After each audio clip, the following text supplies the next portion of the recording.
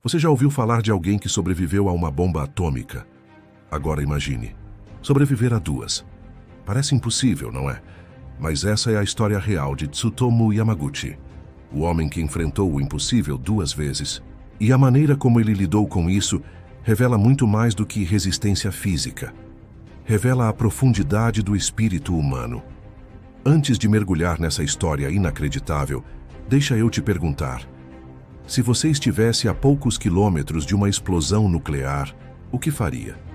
Como reagiria? Teria forças para continuar? Já já você vai entender por que essas perguntas importam. Mas antes, já deixa o seu like se você se interessa por histórias reais que parecem lendas. E compartilha esse vídeo com alguém que precisa conhecer o poder da superação humana. Se você ainda não é inscrito aqui no canal Busca Infinita, clica no botão de se inscrever e ativa o sininho, porque aqui você encontra narrativas que expandem a sua visão de mundo. Agora sim, vamos à história. 6 de agosto de 1945, Hiroshima. O relógio marcava 8h15 da manhã. O céu estava limpo. Um avião solitário, o Enola Gay, voava a grande altitude. Dentro dele, a primeira bomba atômica usada em guerra, apelidada de Little Boy. Na cidade, Tsutomu Yamaguchi, engenheiro naval da Mitsubishi, estava a trabalho. Ele se preparava para voltar a Nagasaki, sua cidade natal, após uma breve viagem de negócios.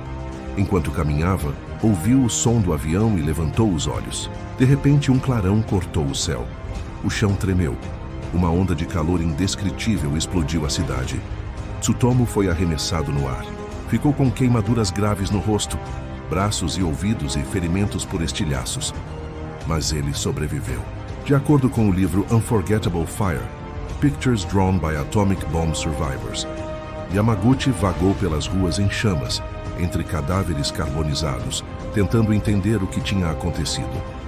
Eu vi uma enorme bola de fogo. O céu inteiro parecia estar pegando fogo, ele relatou anos depois. Mesmo ferido, passou a noite em Hiroshima em meio ao caos. E no dia seguinte, tomou um trem de volta para casa em Nagasaki. Mal sabia ele que o destino ainda não tinha terminado com ele. 9 de agosto, Nagasaki.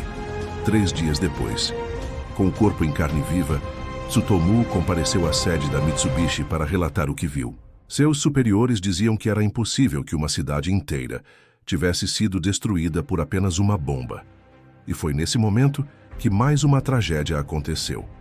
Às 11h02 da manhã, o bombardeiro Bockscar lançou a segunda bomba atômica, Fat Man, sobre Nagasaki.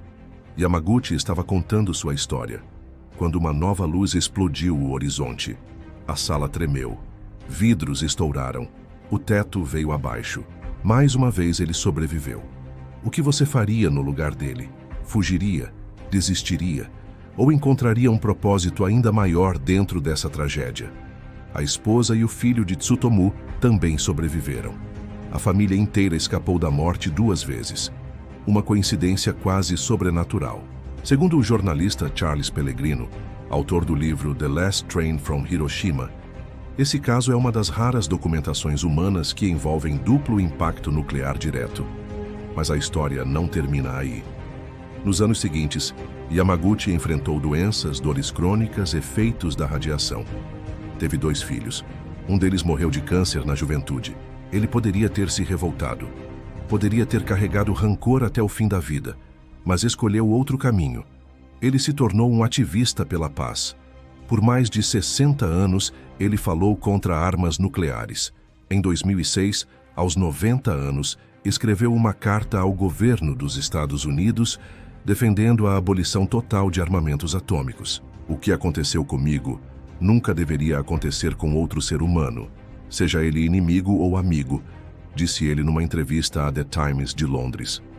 Em 2009, foi oficialmente reconhecido pelo governo japonês como o único sobrevivente certificado de ambos os bombardeios. Documentos do Ministério da Saúde do Japão confirmam isso. Esse reconhecimento, tardio mas simbólico, elevou ainda mais o impacto da sua história. Yamaguchi morreu em 2010, aos 93 anos, de câncer no estômago. Até hoje, seu nome ecoa como símbolo de resistência, superação e Talvez, perdão, porque o que ele nos deixou não foi apenas uma lição de sobrevivência, foi uma lição de escolha espiritual. Ele escolheu transformar sua dor em voz, sua ferida em causa, sua cicatriz em mensagem. E agora, eu te pergunto, e se você também passasse por uma tragédia pessoal, talvez não tão visível, mas devastadora por dentro, você usaria isso para crescer? Ou deixaria isso te consumir? Quantas vezes nós temos a chance de transformar o sofrimento em luz, mas preferimos a escuridão da culpa, da revolta, da autopiedade? A história de Tsutomu Yamaguchi nos ensina que mesmo em meio ao inferno, há escolha. E que a verdadeira bomba não é a que destrói cidades, é a que mora dentro de nós. E se não desarmarmos, não há paz possível. Agora me diz, o que mais te tocou nessa história? Você acha que teria forças para transformar a tragédia em propósito? Deixa sua opinião nos comentários. Se essa história te impactou de alguma forma, deixa o like agora. Ele mostra para o YouTube que esse conteúdo vale a pena ser espalhado. Compartilha esse vídeo com alguém que precisa de uma dose de coragem hoje.